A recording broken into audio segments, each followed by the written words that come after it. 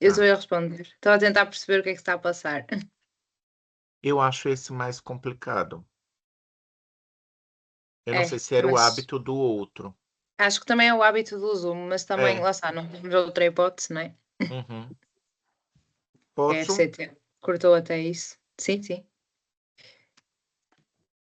Pois bem, boa tarde a todos e todas. É com alegria que a gente começa mais uma conferência GEICS e agora a conferência de aniversário de 7 anos do grupo. 7 anos promovendo debate e discussão com, com muitos ganhos e avanços, reconfigurações, alterações e a tentativa de permanência com maior participação e a alegria frequente de discutir temas que são dos nossos interesses e acredito que do interesse de várias pessoas que participam. E hoje a gente tem a alegria de trazer novamente Yolanda Fontainhas, que já veio aqui logo no início, nos primórdios do grupo, eh, e tem a alegria também de ter partilhado um período com ela ainda, enquanto ela estava fazendo o doutorado dela no ICS da Universidade do Minho. E ela traz o tema Privacidade Reconfigurada, Tecnologia, Trabalho e Intimidade nas Sociedades Digitais. Yolanda, apesar da pouca idade, já tem uma vasta experiência, uma formação consolidada na área de sociologia, é professora do Departamento de Sociologia do ICS, da Universidade do Minho, e conversando agora há pouco, relatou, não é, do intenso trabalho em várias frentes, demonstrando esse interesse e desde sempre ainda, antes dela ingressar de fato no doutorado, a gente ainda conversava pelas ruas de Braga sobre o interesse dela na temática, então é uma temática que com ela já tem muito tempo, né, de pesquisa e interesse. Então, desde já agradeço a participação dela e o aceite ao convite feito pelo grupo. Agradecer as pessoas que estão aqui e tenho um especial agradecimento a fazer às figuras de Rafaela Ribeiro, Joana Teixeira e Tiago, que estão frequentemente mobilizando, cada um disponibilizando seu tempo e ação para a gente animar o grupo na tentativa de convidar mais pessoas a participarem dessa dinâmica de construção coletiva. Então, penso que é um dia muito feliz, tanto pelo número, né, de anos, como também pelo tema que está sendo trazido, pelas pessoas que aqui estão e por ser uma pessoa que já conhece o grupo de muito tempo. Então, Yolanda, mais uma vez agradeço a participação e é com você. Olá, boa noite a todos e a todas. Antes de mais, tenho que agradecer ao Sérgio, acho que me vão perdoar por fazer. Primeiro pela apresentação magnífica que me fez, obrigada, Sérgio. Dizer que também eu estou aqui muito contente por estar com este grupo. Começou há 7 anos, eu creio mesmo que foi logo nas primeiras vezes, ainda estava a submeter o meu projeto de doutoramento, portanto foi mesmo no início da apresentação do meu projeto. Entretanto, passaram 7 anos e 7 é o meu número da sorte, portanto eu acho que isto é um bom sinal para o grupo e felicitar também o grupo. Primeiro, porque pela iniciativa de querer reunir um conjunto de pessoas de diferentes áreas disciplinares, eu acho que a magia se faz quando nós vemos a beleza na diversidade e é muito giro encontrar várias áreas disciplinares e pô-las em diálogo, portanto fico feliz por isto estar a acontecer e sobretudo fazê-lo também além fronteiras, não se limitar só a Portugal, mas olha, hoje é o exemplo perfeito, encontrarmos aqui em Portugal, no Brasil, e não sei se estaremos outras pessoas noutras partes do mundo, mas isto é fascinante, é as vantagens do digital. Vou falar de muitas desvantagens, mas esta é uma das vantagens do digital. E dizer-vos também, dar-vos os parabéns pelo vosso propósito, que é trazerem sempre à discussão pública temas que eu acho que são tão relevantes para a sociedade contemporânea. E, portanto, também estou aqui muito feliz por partilhar um bocadinho deste meu final de dia convosco e poder falar de um tema que muito me apaixona. Eu vou fazer uma breve apresentação, vou daqui a nada partilhar o ecrã, se puder, mas dizer-vos que, para além da apresentação, eu também gosto muito da parte que vem a seguir da minha apresentação, que é quando nós podemos trocar ideias, debater, portanto, no final espero que isso aconteça e que suscite alguma curiosidade em vocês e de quererem saber um bocadinho mais. E claro, agradeço a triplicar a presença de todos, porque 6h30 a caminho das 7 é muito. Compreendo que seja difícil as vossas dinâmicas familiares e reorganizarem-se, e portanto é muito bom estarem aqui hoje comigo. Vou se calhar partilhar o ecrã, não sei se estão a ouvir todos bem? Rápido, mas bem. Mas pronto, vou partilhar então.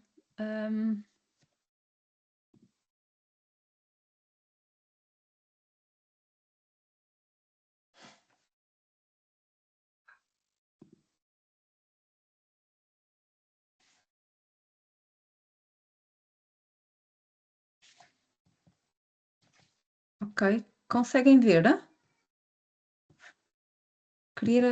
E consegue passar, ok. Eu acho que eu não consigo passar, mas não consigo. Ok, ótimo. Ok. Há pouco, bem, conseguem-me ouvir também? Ok, boa, perfeito. Há pouco eu liguei à Rafaela a perguntar se ela já estaria aqui para nós conseguirmos iniciar a nossa reunião de Zoom, ou de Teams, peço desculpa. E ter esta possibilidade de ligar à Rafaela para falar com ela deu uma segurança de que, ok, está tudo pronto para nós podermos começar. E é que eu vou personificar o paradoxo que vos trago hoje e que vou falar convosco.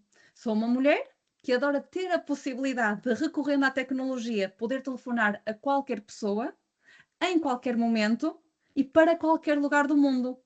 Mas sou uma mulher que adora ter a possibilidade de estar sentada na minha casa e poder chegar à vossa casa, quer esteja em Portugal ou em qualquer parte do mundo.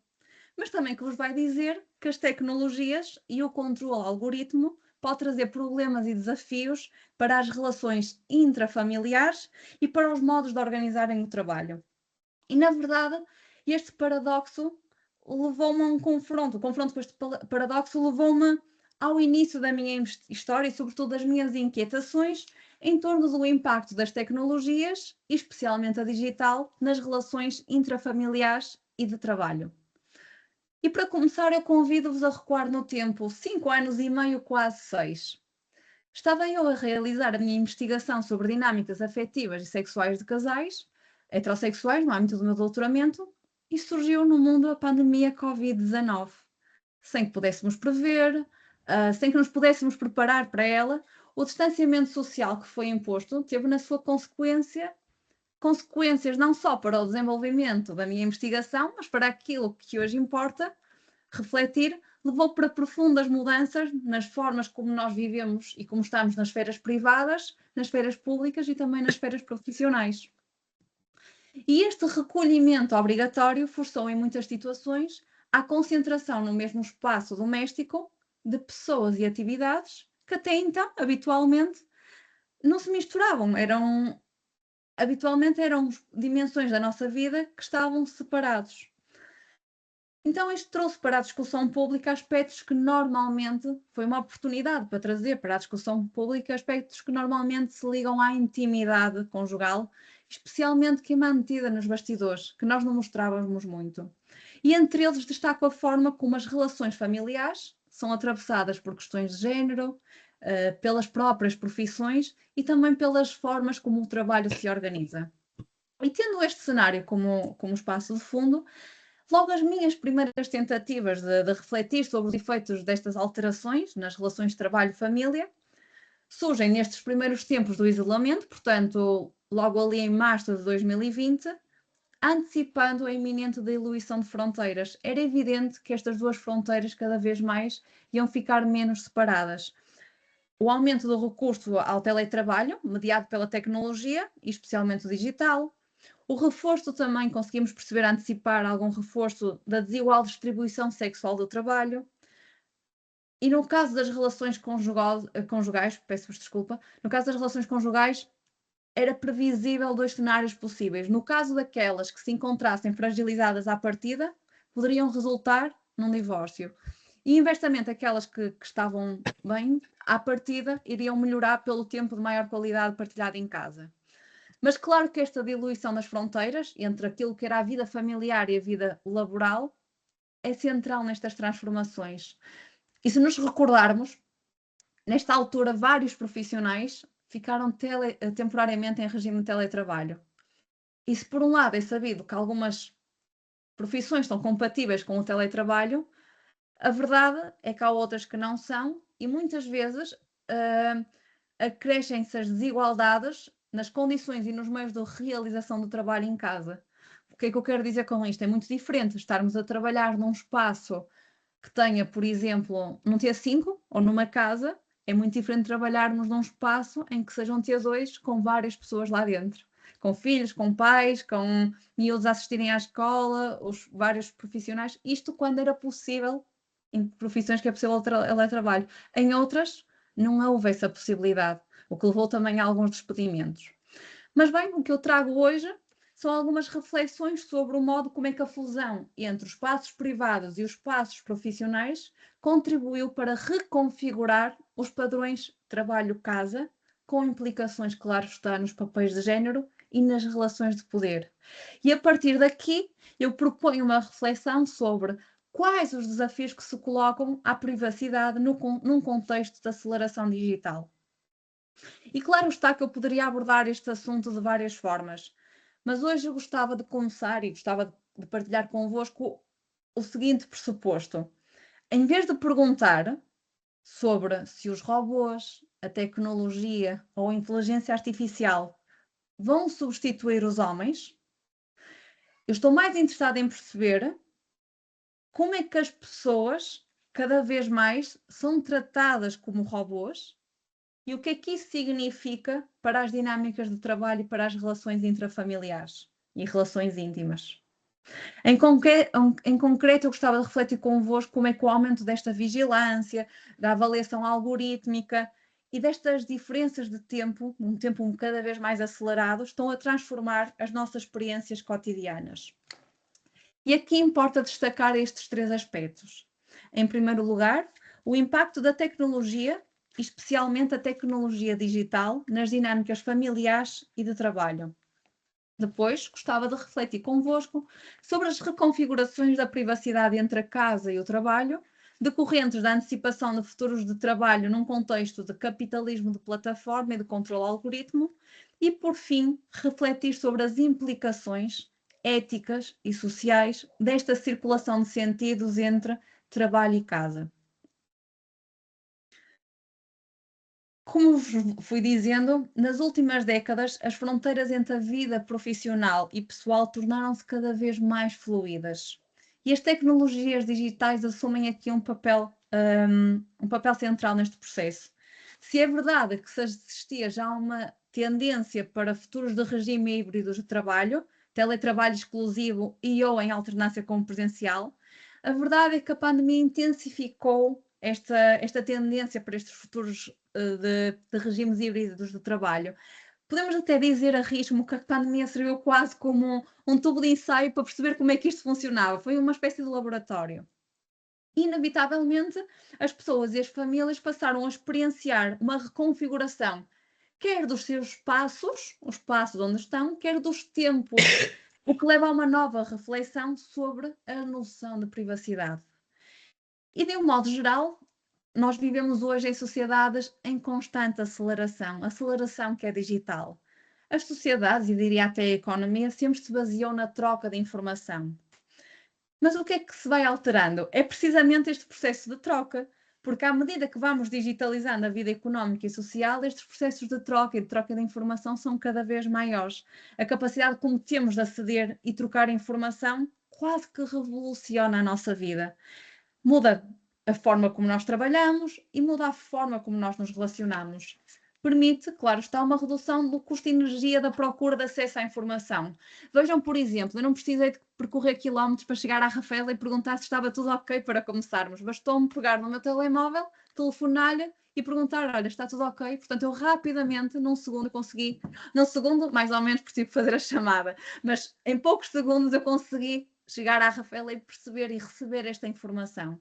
E, portanto, esta capacidade que nós temos de monitorizar e até disciplinar as nossas ações, os nossos corpos, está a ser cada vez mais acelerada. E podemos mesmo dizer, arrisco-me, que a tecnologia se tornou uma porta de entrada para a comunicação, quase como se fosse um membro virtual.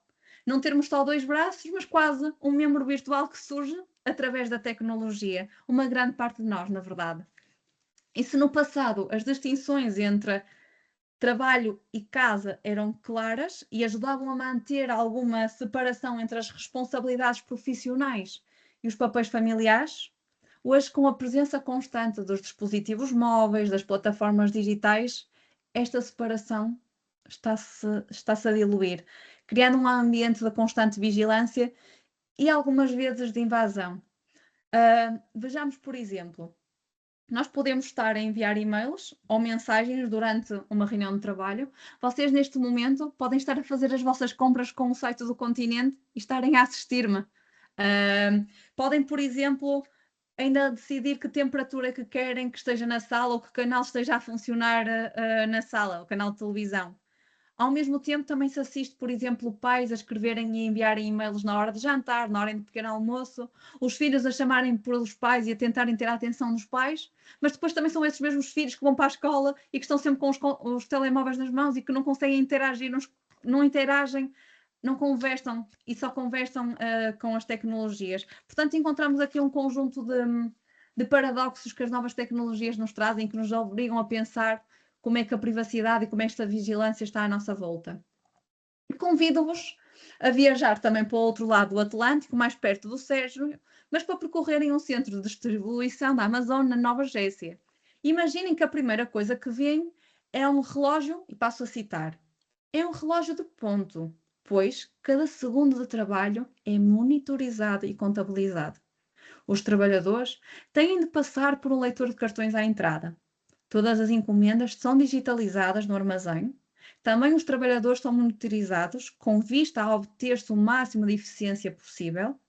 Só podem ausentar-se do local de trabalho durante 15 minutos por turnos, com um intervalo não remunerado de 30 minutos por refeição. Os turnos duram 10 horas. No final do dia, todos têm de sair através de uma fila de detectores de metais. É uma eficaz medida anti-roubo, segundo me disseram. Foi este cenário que encontrou a Kate Crawford e ela retratou este cenário na sua investigação. A Kate Crawford, e aconselho, ela tem um livro fascinante que se chama Atlas de A e fala precisamente desta situação, é na página 59 desta obra. Acho que nos mostra muito as transformações que a sociedade atravessam a passar e este controle, algoritmo e a vigilância constante que nós estamos. Portanto, é um livro que eu aconselho. E dizer-vos que ela também observou que os trabalhadores têm de acompanhar sempre as cadências algoritmas de um vasto império de logística. Reparem como este trabalho humano também tem a ver com o tempo e como isto tem a ver com o controle dos corpos no espaço e do tempo. Vejam que eles tinham segundos para fazer determinada função. Vejam que quando eles saíam do local de trabalho, eles eram escaneados para perceber se levavam ou não algo de dentro da fábrica. Portanto, quase que há uma coordenação das ações com os movimentos repetitivos dos robôs e das linhas de montagem e mais, há um controle sobre o corpo e as ações desses mesmos indivíduos. O que muda é que com a plataforma... Desculpem. Ok. O que muda é que com a plataformização do trabalho e esta aceleração digital, esse controlo também passa a ser feito ou pode passar a ser feito estando nós dentro da nossa casa. Portanto, no espaço em que nós antes tínhamos como privado e só nosso. Porque, de facto, as tecnologias digitais são, ao mesmo tempo, uma ferramenta de conexão. E nós não podemos negar isso, e é importante dizê-lo. Mas também podem ser uma fonte de vigilância com capacidade de reproduzir e, eventualmente, até consolidar algumas novas desigualdades sociais. E as tecnologias, através das plataformas digitais, têm o poder de gerir informação, de gerir os nossos dados, de monitorizar as nossas atividades e até comportamentos. Por exemplo, com recurso a algoritmos, as empresas e as plataformas conseguem rastrear os movimentos dos seus trabalhadores se assim o quiserem. Dou-vos um exemplo. Analisar o uso que os trabalhadores fazem das redes sociais, o tempo que se dedicam às redes sociais enquanto estão em período laboral, comparar os seus padrões de resposta aos e-mails ou ao agendamento de reuniões, penalizar a recusa de determinadas tarefas de trabalho e até impor taxas de padrões de qualidade que não são passíveis de negociação. Isto é só para dar alguns exemplos. Outro exemplo, e perdoem-me a ironia, mas é que a verdade é que na plataforma em que nós estamos, estamos no Teams, também é uma plataforma em que nós conseguimos analisar as interações em tempo real, se assim quisermos, e de uma forma mais profunda. Portanto, acabamos também por controlar as nossas ações e os nossos comportamentos. E claro, com o distribuído habitual, o que é que nos diz? Que as tecnologias e a expansão das tecnologias digitais e da autonomização das pessoas diz que estamos a viver uma época benéfica entre a tecnologia e entre nos últimos anos, entre a inteligência artificial. Mas eu acho que esta colaboração entre os seres humanos e a tecnologia e agora a inteligência artificial, eu não me parece que seja negociada de forma justa. E aqui eu acho que é importante nós refletirmos logo a seguir, que é, existe alguma opção, nós temos alguma opção para dizer que não quero colaborar com estes sistemas algorítmicos? Eu questiono-me, acho que não. Vejam como nós, para aceder a determinada informação em determinados sites, nós temos que aceitar, por exemplo, as cookies. Ok, mas deixo-vos isto a refletir e creio que podemos falar um bocadinho sobre isto no final da discussão. Para além disso, um outro aspecto que merece destaque prende-se com os desafios que se colocam então à privacidade, enquanto direito individual e enquanto direito coletivo. E a privacidade foi sem dúvida transformada por esta revolução digital. O que antes era privado, como as interações pessoais ou os momentos fora do local de trabalho, pode agora ser capturado e analisado por algoritmos, comprometendo as fronteiras que há entre a esfera privada, a vida pessoal e a esfera pública e a vida profissional. E isto vai levar a uma reconfiguração da própria noção de privacidade. Se antes, por exemplo, a privacidade estava mais associada ao espaço físico, à casa, a um escritório fechado, hoje a privacidade também é digital e pode ser invadida através dos dispositivos de monitorização. Assim, o trabalho remoto criou uma sobreexposição de espaços. E no ambiente em que estas fronteiras entre o espaço de trabalho e o espaço doméstico se vão dissolvendo, surgem algumas inquietações sociais e éticas. Uma delas é como é que as empresas, ou melhor, desculpem porque eu não consigo ver os slides, mas como é que é possível garantir a privacidade de todos os membros da família? Por exemplo, se entrar algum membro da família, aqui da minha família, vocês vão conseguir captar. Como é que eu consigo controlar? Porque avisei que ia estar numa reunião, mas pode acontecer. Como é que nós vamos conseguir garantir a privacidade de todos os membros que estão no espaço privado? Como é que as empresas devem lidar com os dados pessoais dos seus empregados quando estes estão a trabalhar em casa? Até que ponto é que os empregadores podem monitorizar o desempenho e o comportamento dos trabalhadores remotamente? Isto são algumas das inquietações sociais e éticas que eu acho que nós vamos cada vez mais respondendo, mas que temos que começar a pensar. E nós só conseguimos responder se pelo menos colocar na mente estas questões e estas inquietações. E deixo-vos com uma provocação. Será que o controle que acontecia em contexto laboral passa agora a entrar pelas portas da nossa casa e para além dela?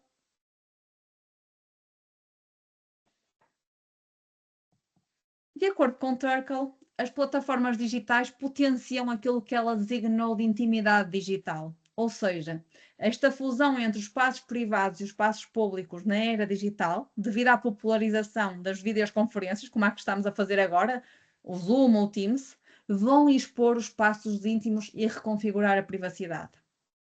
Em contrapartida, diz-nos também ela, isto também teve impacto nas relações de trabalho, nomeadamente na ausência de encontros presenciais, na construção de confiança e vínculos emocionais com os colegas e ou as chefias. Eu não sei se algum de vocês fuma, mas um dos momentos que era muito particular a nível das empresas era, por exemplo, o momento ou de tomar café ou de irem fumar. E muitas vezes tinha-se reunião naquele espaço em que as pessoas fumavam ou tomavam café. Portanto, falava-se de trabalho nesses momentos. Isso perde-se a partir do momento que estamos em casa. Não há esta troca, estes contactos, estas relações, e isto leva a que não se criam tantos vínculos emocionais. E quando não é esta questão de nos associarmos e de termos vínculo e de sentido de pertença à organização, é muito normal que aconteçam situações de turn-off, ou seja, eu não me sinto parte integrada, portanto é fácil eu abandonar a empresa, porque eu nem criei vínculos emocionais. Claro que é fácil, entre aspas, não é fácil abandonarmos o nosso local de trabalho, porque há outras implicações, mas torna-se mais fácil. Para além disto, e vamos já aproximando no fim da minha apresentação, um outro aspecto que eu gostava de sublinhar convosco é a capacidade de conciliação entre trabalho e família, que pode vir a ser desafiada também, intensificando-se a dupla jornada de trabalho, portanto o trabalho pago e o trabalho não pago, e diria até a tripla jornada de trabalho, que é o trabalho pago, o trabalho não pago em casa e também o trabalho emocional e de cuidado.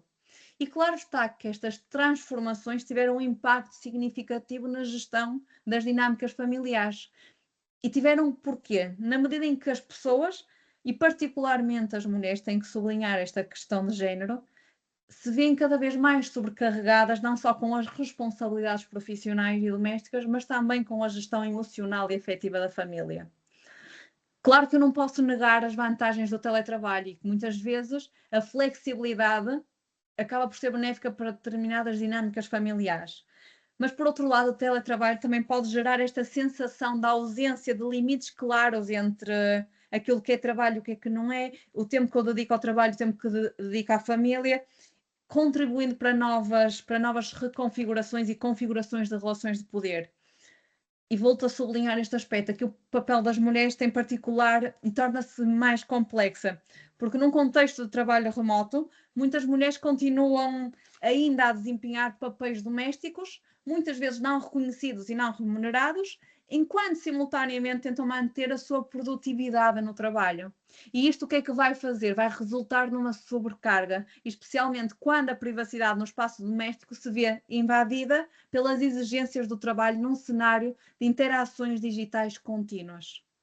Recebermos e-mails à meia-noite, recebermos e-mails às 11 da noite, recebermos e-mails às 5 da manhã. Mas, e não posso deixar de dizer, é também possível nós estarmos no nosso local de trabalho e orientarmos as nossas coisas em casa. Para isso basta ter uma Alexa. O que é uma Alexa? É uma assistente de inteligência artificial que é altamente, se vocês repararem, feminizada. Reparem no nome, é a Alexa, a Siri. E se na década de 1980 o trabalho de secretariado tinha sido cada vez mais autonomizado, hoje é reproduzido por estas assistentes de IA. E isto vai reforçar os papéis sociais de género e as práticas de género de organização e vigilância. E estas papéis sociais de género em que havia a secretária vai ser muitas vezes reinvocada nestas agentes de IA, que também são elas mulheres, entre aspas, claro. E entre trabalho e casa, cada vez mais sentimos a necessidade de equilibrar esta privacidade entre a privacidade pessoal, não é? E a constante conectividade proporcionada pelos smartphones ou computadores. Vejamos, por exemplo, e convido-vos a olhar para o vosso WhatsApp. Vocês, com uma simples atualização do vosso estado, vocês têm a capacidade de se esconder ou não da outra pessoa, mas também têm a possibilidade de estar sempre conectados. Vocês podem ter a opção de saber quando eu estou online ou quando estou ocupado, ou então, se quiserem, podem bloquear essa funcionalidade.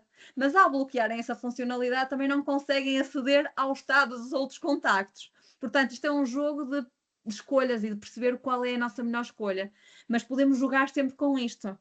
Além disso, e nos contextos das sociedades digitais e de constante aceleração, parece que há uma certa pressão de estar sempre disponível. É uma característica que parece que se mantém e que parece ser característica do trabalho híbrido. E claro que o estar sempre disponível vai ter impacto nas nossas dinâmicas intrafamiliares e profissionais. Não há forma como não ter. Esta disponibilidade constante remete-nos para esta circulação de sentidos entre família e trabalho e para os desafios que estas sociedades digitais nos trazem.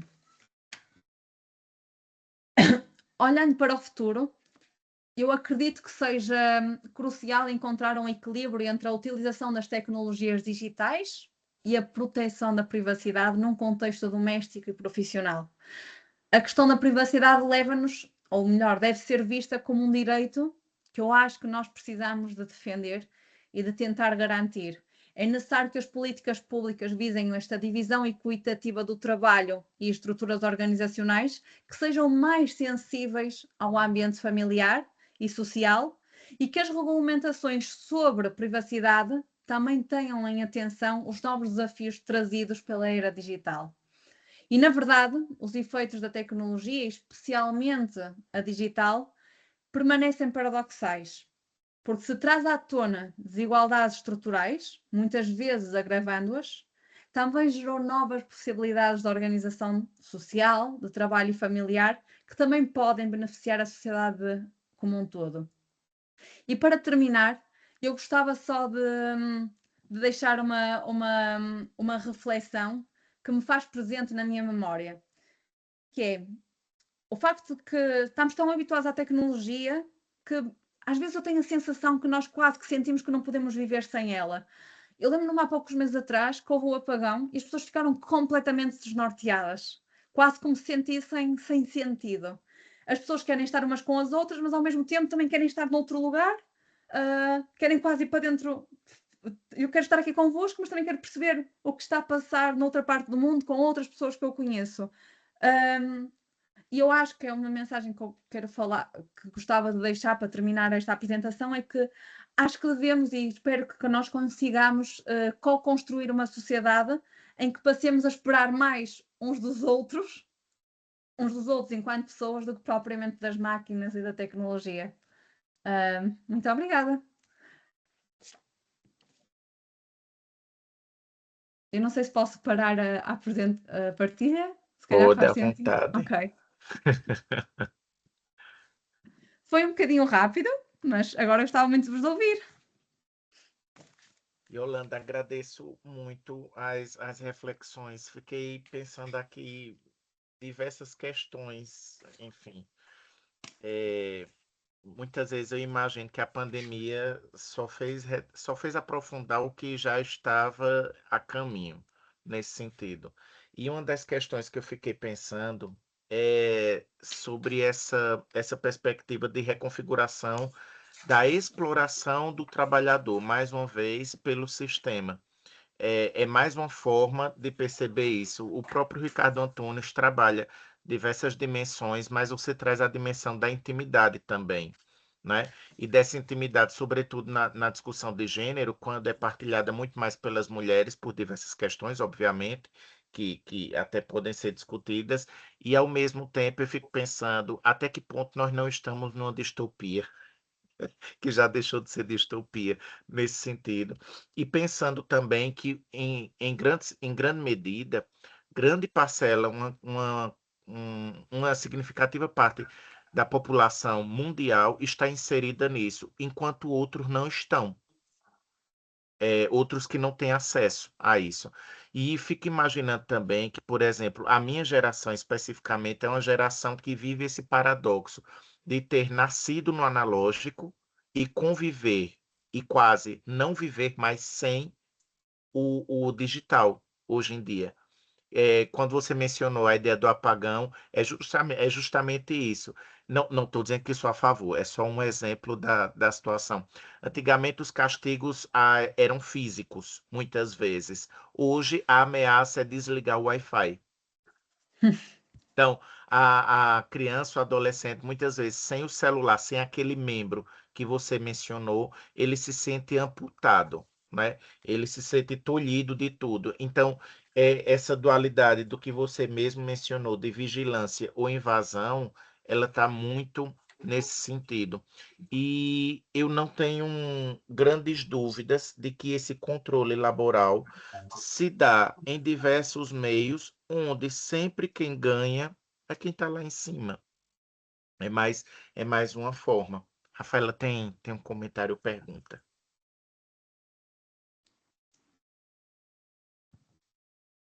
Ok. Obrigada, Yolanda, pela tua intervenção. Eu fiquei também a pensar nisto que o Sérgio acabou de referir e também, lá está, como tu própria mencionaste, o uso da tecnologia é basicamente obrigatório, não é?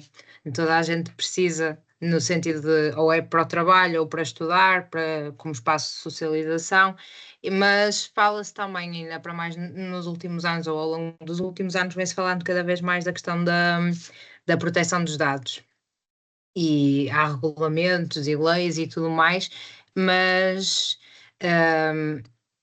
lá está, com base naquilo que tu estavas, do que tu falaste, a proteção de dados não pode depender só de nós, não é? Daquilo que nós, das fronteiras que nós estipulamos e das nossas decisões individuais. E então o que eu questiono é que estratégias concretas, se são mais técnicas, que são políticas, ou que podem, de certa forma, devolver às pessoas a capacidade, basicamente, de decisão, como tu própria colocaste aquelas questões de provocação ao longo da apresentação, se há alguma forma de recuperarmos algum tipo de poder sobre a nossa própria privacidade, não é? Onde é que, como é que se controla este controle, não é? Esta questão da vigilância. Há quase uma internalização e uma normalização, mas se nós estamos contra isso, não depende só de nós o agir, não é? Não sei se consegues comentar um bocadinho relativamente a isso.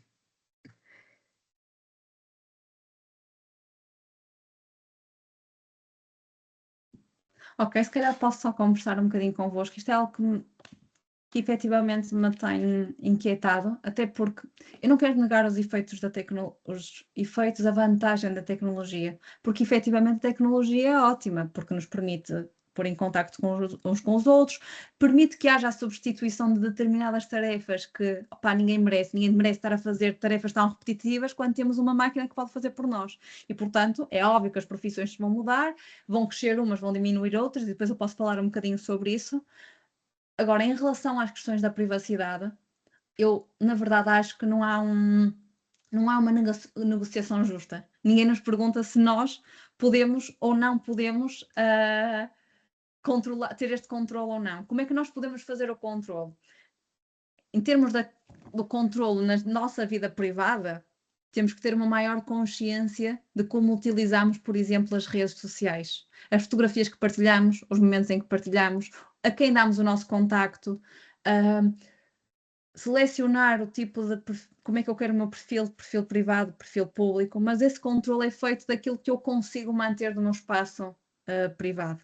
Mesmo agora, vocês conseguem ver a minha parte de trás da minha casa, mas eu conseguiria ocultar isto.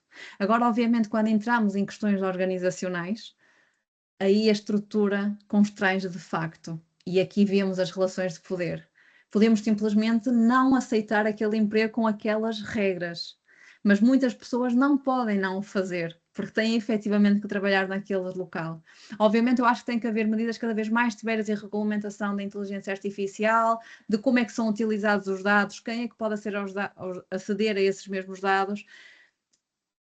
O que também pode ser altamente problemático. Eu não sei se recordam, isto a questão da intimidade, de um grupo de homens que decidiu partilhar fotografias íntimas das suas companheiras no Telegram. Não sei se recordam desse acontecimento. Pronto. Portanto, eram parceiros, eram pessoas, olha, podia ser o meu parceiro que dorme comigo. E tirar uma fotografia, partilhar uma fotografia minha nesse grupo. O que é que acontece? Qual foi o problema? É que o Telegram tem políticas de privacidade, e bem, por um lado, que não permite identificar, apesar de se conseguir identificar quem foi a pessoa que partilhou, não podem dizer que foi aquela pessoa, por questões da política de privacidade. E, portanto, eu acho que isto nos deve deixar a refletir até que ponto é que as regulamentações estão ajustadas ou não às sociedades contemporâneas, que tipo de regulamentação tem que ser feita. E isto é um processo que é complexo. E é complexo porque estas transformações, esta transição tecnológica sempre existiu. Qual é o problema das sociedades contemporâneas? É que no tempo da Revolução Industrial, por exemplo, a transformação e a transição era muito mais lentificada. Neste momento, o que se está a passar é que ela está a acelerar de uma forma que nós quase que não conseguimos acompanhar estas mudanças tecnológicas e, portanto, prever estes riscos. Agora, como nós podemos fazer a nível pessoal e das nossas vidas privadas, pode simplesmente começar por ter atenção àquilo que nós tornamos visível no espaço digital, daquilo que nós conseguimos partilhar. É óbvio que nós às vezes aceitamos coisas que nós nem sabemos que estamos a aceitar. Quando aceitamos os cookies, nós nem sabemos aquilo que é. E isto é problemático, porque eu quero aceder a determinada informação, mas para eu aceder a determinada informação, eu tenho que aceitar uma série de coisas. E, portanto, isto eu não tenho a resposta nem a fórmula mágica, é um balanço que nós vamos ter que fazer. Mas tendo a consciência, se eu tiver a consciência que estou a partilhar determinados dados meus, é importante. Claro que depois há os truques, por exemplo, de terem os 2 níveis de... está-me a falhar o nome, mas 2 senhas de acesso, os dois reconhecimentos, mas isso também é altamente falível, porque, por exemplo, tanta gente que foi assaltada através do duplo reconhecimento, portanto, tem que haver uma regulamentação mais séria e haver maior penalização quando esta privacidade é violada. A nível do que nós podemos fazer na esfera privada, é não partilhar muitas coisas, na verdade. E fala-vos alguém que até agora até está a partilhar muitas coisas da minha vida mais privada e profissional, mas na verdade é, por exemplo, a partilha, e tem que... Vocês sabem que eu estudo as questões da sexualidade e de género, mas em termos de família é muito interessante ver crianças nas redes sociais e eu acredito que os pais tenham essa vontade de mostrar ao mundo algo que gostam muito. Mas, na verdade, nós devemos ter que ter muito cuidado, ou pelo menos proteger a cara, proteger determinadas partes do corpo no espaço digital, porque é muito fácil aceder a essas imagens e levar essas imagens para o espaço que nós não queremos que os nossos filhos sejam vistos nesses contextos. Entendem o que eu estou a dizer? Portanto, lógicas de prostituição. Portanto, a nível privado é proteger aquilo que nós podemos o máximo, em termos de dinâmicas profissionais. Lá está, a estrutura aqui vai nos engolir e aqui evidencia-se bastante as relações de poder. Altamente penalizadoras para quem não tem os recursos.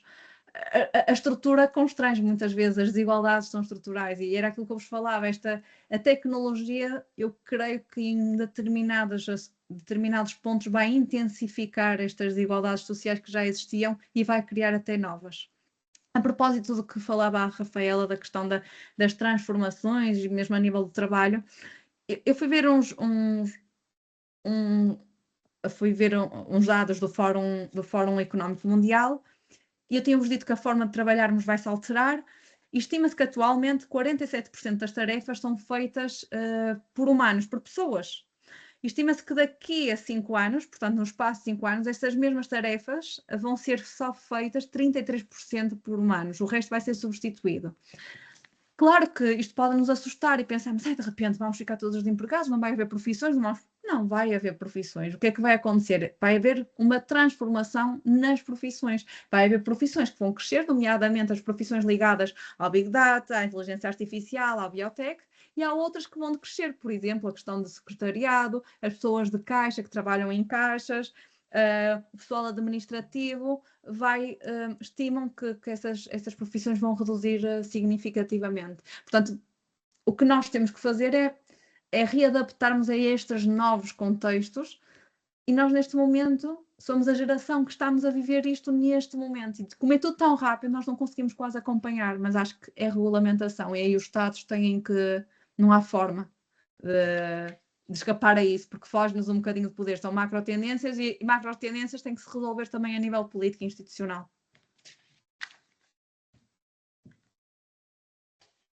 À vontade, Cassel. Obrigado. Obrigado, Yolanda, foi maravilhoso te ouvir. Acho que um dos pontos de reflexão para mim, principalmente, foi o fato da Alexa e da Siri serem femininas. Isso é algo que eu não tinha ainda tomado como consciência e foi muito bom. Já abriu uma janela de questões para eu refletir.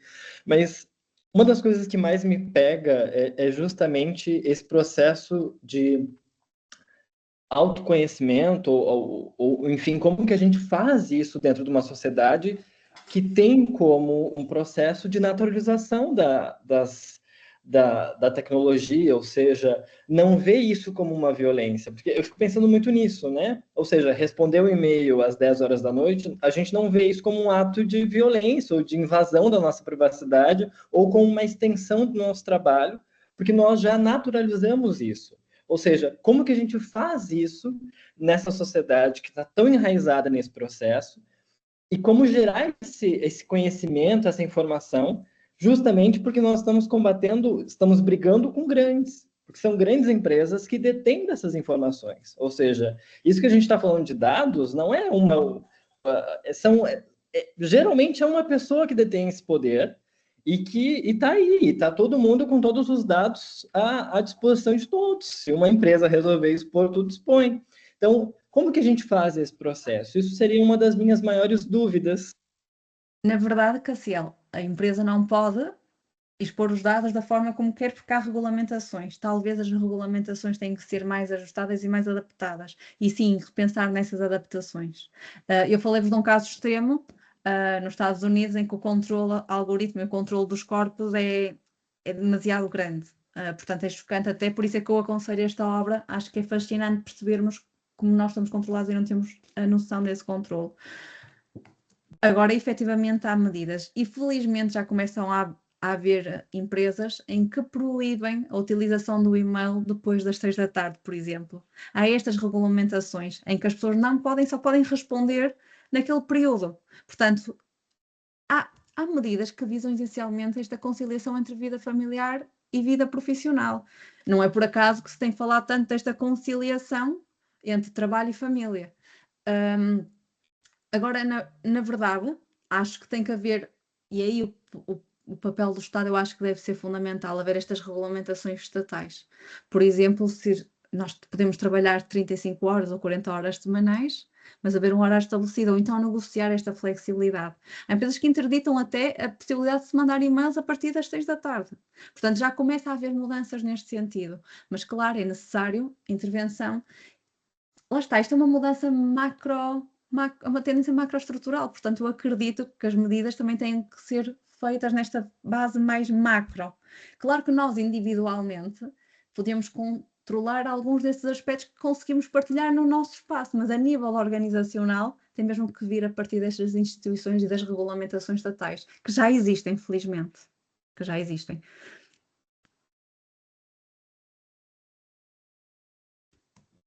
Fiquei pensando, Yolanda, no que você falou, e aqui no Brasil, pelo menos, está uma discussão imensa sobre quer dizer, a tentativa de uma discussão imensa com relação à legislação e Big Techs. O problema, nesse exato momento, é que a gente tem um Congresso podre, vendido, e que essas empresas manipulam, inclusive, a própria existência de partidos que compõem o Congresso Nacional, a partir do momento em que eles colocam robôs para impulsionar e fazer a sua propaganda política de destruição moral e midiática das pessoas que são de oposição. E aí eu fico mais uma vez pensando no grande poderio econômico que essas pessoas têm e essas pessoas enquanto empresas, porque são donos específicos. Sei lá, a cena de posse do Donald Trump nos Estados Unidos, no Capitólio, com todos os donos de Big Techs ali, inclusive de oposição, ou que ele chama lunaticamente de oposição a ele, de socialistas e tudo mais.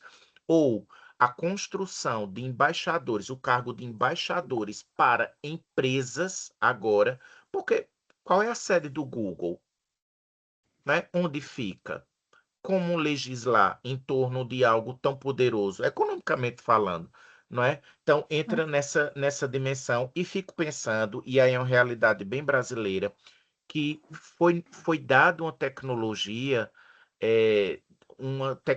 de altíssimo questionamento crítico a uma população analfabeta funcional. Então, há uma contradição e um paradoxo imediato, pelo menos nesse contexto brasileiro. Óbvio, é todo mundo, não. Mas, sei lá, é muito comum uma cena aqui no Instagram, por exemplo, outra Big Tech, que faz parte da meta do WhatsApp que você mencionou, o Facebook e tudo mais, de um gafanhoto tocando violino e uma mulher, uma senhora de idade, dizer, mas é lindo, né, o que Deus pode fazer. Então, daí já tira como essas pessoas que têm acesso e têm direito a ter acesso, porque é o trabalhador, tudo produz, tudo pode, como conseguir uma coisa dessa? Então, eu entendo que é uma dimensão de desafio enorme, né, em vários níveis, e imagino que no campo do trabalho é ainda um pouquinho mais difícil lidar com esse patrão que na lei diz que não pode enviar, mas que se você não atender à rua, é o resultado final daquele compromisso. Fico pensando nessa dimensão, pode não ser a realidade da União Europeia, mas é uma realidade muito comum, pelo menos a minha realidade é muito comum isso. E Eu Cláudio, acho que há algo a agravar a isto, que é muitas vezes aquilo que está entranhado na nossa cultura. Nós vemos alguém como preguiçoso, alguém que termina no horário de trabalho. Não quis ficar mais tempo, quando na verdade é o nosso horário de trabalho e deveríamos sair. Mas há ainda esta cultura de que quem trabalha mais é um melhor funcionário. Quando está provado que maior número de horas não significa que sejamos mais produtivos. Em Portugal trabalha-se muito. Não quer dizer que, em comparação, por exemplo, com os países nórdicos, não quer dizer que nós sejamos e a Holanda, não quer dizer que nós sejamos o país mais produtivo, não o somos. Portanto, temos é que reconfigurar esta forma de pensamento. Obviamente, é difícil, por isso é que eu lancei aquela questão de até que ponto é que isto é uma negociação justa, não é? E como é que nós escapamos destas dinâmicas e como é que conseguimos proteger as nossas vivências intrafamiliares quando a organização nos entra em casa. Eu disse-vos, aquele controle que havia no espaço profissional, portanto no escritório, na fábrica, onde quer que seja, neste momento entra-nos pelas portas da nossa casa e ultrapassa as portas da nossa casa porque interfere com as nossas dinâmicas familiares. E a questão é como é que nós vamos fazer este balanço? Eu também não tenho as respostas mágicas, porque há a regulamentação e acho que tem que haver. Agora, convido-vos a refletir e a ter pelo menos a consciência de que no nosso espaço isto acontece. E como é que nós conseguimos fazer esta separação? É óbvio que seja a questão de trabalho, de não responder a um chefe às 10 da noite, pode ser difícil para alguns colaboradores. Mas a verdade é que os colaboradores têm mesmo que deixar de responder às 10 da noite, só horário de trabalho para até às 7. Não, e eu concordo, eu não discordo em absolutamente nada. Creio que o Concordo, mas professor Carlos, creio que ia falar, não sei, professor à Carlos. vontade. Sim. Pronto, à vontade. Bem-vindo, professor, tudo bem? Bem-vindo. Antes de mais, quero saudar a Yolanda pela sua excelente exposição e saudar todos os presentes e ausentes, mas, o Sérgio e todos os demais que estão aqui presentes, por esta via. Eu gostava de salientar dentro, mas parece que está um eco, não está? Não sei. Bom, eu ia no sentido do raciocínio do Sérgio a colocar a questão de que, não obstante nós termos avanços extraordinários através das várias revoluções técnico-científicas, primeiro a quântica em torno do átomo, a biomolecular em torno do gene e agora a informática por via do computador, de facto são conquistas extraordinárias no sentido de termos mais trabalho produtivo com menos horas e, sobretudo, com menos esforço físico. Eu acho que isto temos que celebrar, de certa maneira. Não é? Mas isto não deixa de ter presente, as objeções que isso implica. E tem a ver com aquilo que já a Yolanda e os demais disseram sobre as questões do poder. Não só nas empresas, mas nos próprios Estados. E esse é o nó górdio do problema aí. Quem controla a tecnologia é quem tem capital. E isto faz com que, apesar das tentativas de regulamentação que são muito importantes, mas elas só aparecem e só aparecerão quando as pessoas virem para a rua. Porque cada um, estando dependente do patrão individualmente, não se arrisca a não ser bem comportado, porque aí é posto na rua, eventualmente. Portanto, isto só vai, de facto, com ação coletiva, e por isso é que eu penso que estas questões de contrariar as lógicas dominantes em termos económicos e políticos só pode ser através da ação coletiva, eventualmente dos direitos que são básicos, seja da conciliação da vida familiar e profissional, e sobretudo da parte da mulher, esta sobrecarga de trabalho doméstico, profissional, e dentro do trabalho doméstico até aquilo que o Parsons falava da tarefa de cuidar, que isso é uma invenção de um neoliberal justamente a justificar a divisão desigual do trabalho a nível sexual. Por isso, era só para reforçar esta ideia de que o poder das multinacionais, das big techs, etc., são de tal ordem que até te estão a controlar, e sobretudo os políticos, não é? A ver o que é que eles dizem e não dizem. Ou seja, é uma interrogação que apenas poderá ser diminuída por grandes movimentos sindicais e movimentos sociais. Era isso. Muito obrigado. Sim. E eu agradeço muito o comentário do professor Carlos, porque acaba por também reforçar aquilo que eu fui dizendo. É óbvio que nós não vamos negar as vantagens da tecnologia, os ganhos que temos com a capacidade da flexibilidade, por exemplo, poupar-nos viajar para ir para o nosso local de trabalho, as horas que às vezes as pessoas perdem no trânsito, nós não vamos negar essas vantagens da flexibilidade. Mas isto traz-nos outros desafios, e estes desafios deste controle, e como eu vos tinha dito, para além de trazer à tona desigualdades estruturais que já existiam, quase que as reconfiguram e até exponenciam. Não só falo das desigualdades entre os géneros, mas estas lógicas de poder e mesmo a questão das profissões. Quem é que detém ou quem tem capacidade, por exemplo, quem trabalhar com Big Data ou com tecnologia, nas sociedades futuras, nas sociedades digitais, vai ter maior recurso, vai ter maior capacidade de ação de que quem não vai trabalhar nessas áreas, por exemplo. E, portanto, isto deixa-nos a questionar até que ponto é que esta aceleração reconfigura estas lógicas do poder. A questão está é que deste momento, aliás, é quase uma retailerização, não é? Podemos quase ver assim. Mas a questão está é que isto, nos dias de hoje, para além de serem sociedades digitais, estão altamente aceleradas. Portanto, estes ritmos, estas desigualdades, galopam, e quase que nós não conseguimos ter o controle das nossas próprias vidas.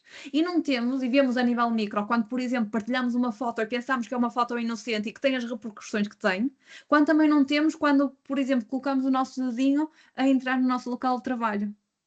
E por chegarmos atrasados, tipo, 1 minuto, temos que justificar uma série e preencher uma série de um requerimento que demora 10 minutos a preencher. Portanto, nós chegamos atrasados 1 minuto, mas temos que preencher uma plataforma a justificar porque é que chegámos atrasado e no preenchimento dessa plataforma demora 10 minutos a preencher. Portanto, temos que começar a refletir sobre isto, mas lá está, sim, a ação coletiva. Porque a regulamentação existe em algumas partes, só que há forma, e sempre houve formas de fugir a estas regulamentações. Pois bem, eu acho que a gente já vai se encaminhando para o final. Eu agradeço as intervenções, agradeço imensamente a discussão. Yolanda, você é extremamente competente e apaixonada pelo tema. Eu acho que é um tema da vez, de fato, obviamente, que interessa diretamente a todos e todas, trabalhadores ou não, né? Trabalhadoras ou não também nesse processo. Há várias camadas de discussão, né, na temática que, porventura, quem está pesquisando também pode encaminhar a própria ideia puramente da privacidade, puramente da política, a questão filosófica, a questão do próprio medo que isso pode trazer, os ganhos ou retrocessos, né, a diversos níveis também. Então, há uma discussão enorme. Agradeço muitíssimo sua disponibilidade e participação. Agradeço também a participação de todas e todas aqui e nos vemos na próxima conferência. Muito obrigado. Muito obrigada a todos. Obrigada mais uma vez. Obrigada.